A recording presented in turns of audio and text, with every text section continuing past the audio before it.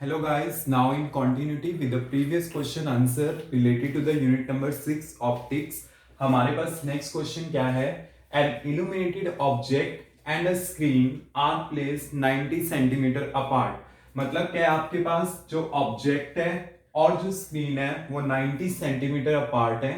Find the focal length and the nature of the lens required to produce a clear image on the screen. देखिए यहां पे ना आपको lens नहीं बताया गया कि कौन सा है. You have to tell about the nature of the lens.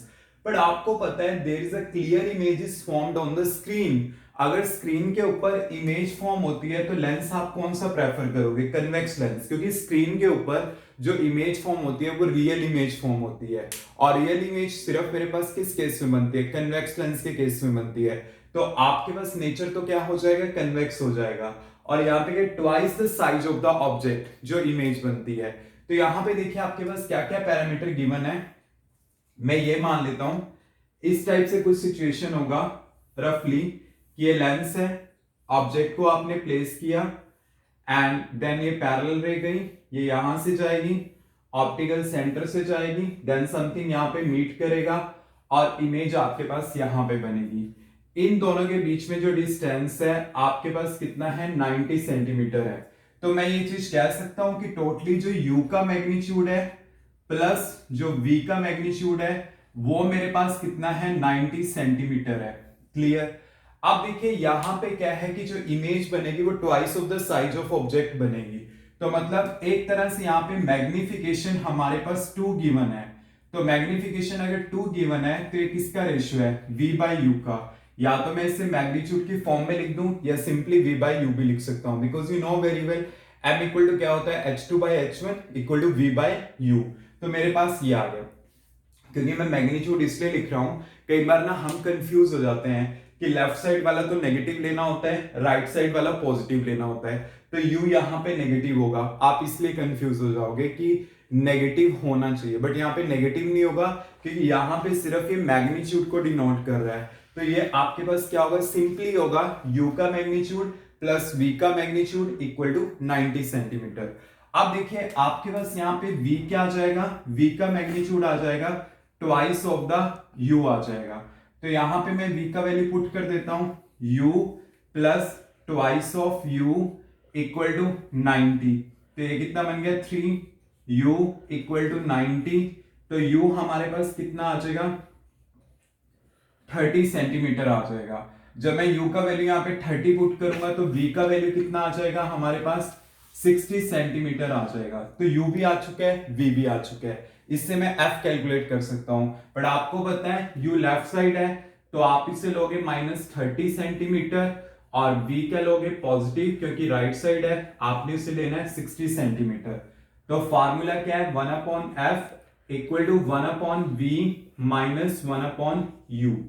तो आपके पास यहाँ पे v कितना है? 1/60 और u कितना है? -30. तो मैंने यहाँ पे पुट कर दिया -1/30. तो माइनस माइनस क्या हो गया? प्लस. तो 1/f क्या आ जाएगा? 1/60 प्लस 1/30. अब मैं 60 का एलसीएम ले लेता हूं तो ये कितना आएगा? 1 प्लस 2. तो ये कितना आ गया? 3/60. तो ये बन जाएगा 1/20. तो फोकल लेंथ यहाँ पे मेरे पास कितना आ जाएगा? 20 सेंटीमीटर आ जाएगा. तो इस केस में हमारे पास फोकल लेंथ कितना आएगा? 20 सेंटीमीटर. तो यही हमने फाइंड आउट करना था. And what about the nature? Nature क्या होगा आपके पास? Convex lens, because you know very well कि फोकल लेंथ भी पॉजिटिव आई है तो आपके पास कन्वेक्स लेंस होगा. रियल इमेज बन रही है तो वो किस में होता है? कन्वेक्स लेंस में होता है. Clear? Now next question is two lenses of power 10 dioptre. एक आपके पास पावर है 10 dioptre and -5d dioptre are placed in contact. Calculate the power of the lens combination. वो इजी है, एक 10th लेवल का क्वेश्चन है. और सेकंड पार्ट में क्या गिवन है? Where should an object be held so as to obtain the virtual image of magnification 2. कि आपने क्या फॉर्म करनी है? वर्चुअल इमेज फॉर्म करनी है. अब देखिए दोनों की आपके पास पावर गिवन है. तो फर्स्ट पार्ट को हम कैसे सॉल्व करेंगे? जैसे मान लीजिए P1 मेरे पास गिवन है 10 डायोप्टर और P2 मेरे पास गिवन है -5 डायोप्टर। तो टोटल पावर क्या होगी, P1 प्लस P2, तो कितना हो गया 10 - 5, तो कितना आ जाएगा 5 डायोप्टर। और अगर आपके पास देखो आंसर पॉजिटिव आ रहा है तो इसका मतलब टोटल कॉम्बिनेशन किसकी तरह बिहेव करेगा, कन्वर्जिंग लेंस की तरह बिहेवियर करेगा। तो इसका मतलब इसका बिहेवियर क्या होगा, as a convergent. Now B part में क्या है, where should an object be held so as to obtain a virtual image of magnification 2। आपके पास वर्चुअल इमेज बन रही है, अगर वर्चुअल इमेज बनती है तो वर्चुअल इमेज की मैग्निफिकेशन क्या होती है, ऑलवेज पॉजिटिव होती है। क्लियर, अगर रियल होती तो माइनस लेता। तो आपके पास मींस v बाई यू का रेशियो क्या हो गया, 2 हो गया। तो v क्या आ गया, ट्वाइस ऑफ u आ गया। ठीक है, अब देखिए यहां पे आपने क्या करना है, ऑब्जेक्टिव डिस्टेंस फाइंड आउट करना है, मतलब आपने u फाइंड आउट करना है। मैग्निफिकेशन आपको दी गई थी और पावर यहां से आई हुई है। अगर टोटल कॉम्बिनेशन की पावर आई हुई है तो पावर क्या होती है 1/f, तो f क्या होगा 1/p। तो आप क्या करो, यहां से f फाइंड आउट कर लोगे, 1/5 मतलब p का वैल्यू पुट कर दिया तो कितना आ जाएगा 0.2। तो 0.2 का मतलब क्या है 20 सेंटीमीटर।